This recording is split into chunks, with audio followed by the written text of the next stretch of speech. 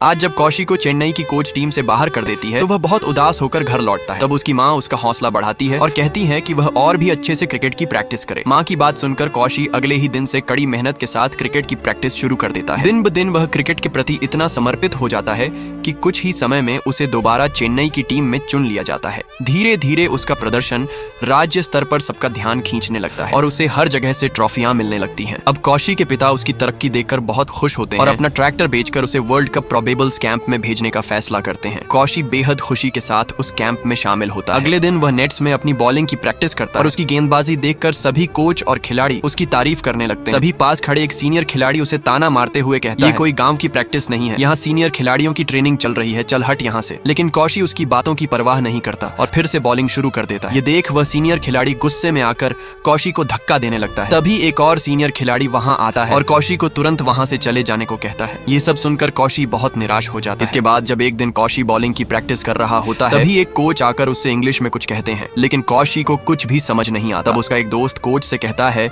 कि कौशी गांव से है इसलिए उसे इंग्लिश नहीं आती। ये सुनकर वहां खड़े सीनियर खिलाड़ी उसका मजाक उड़ाने लगते हैं। नेक्स्ट पार्ट के लिए लाइक और कमेंट करें।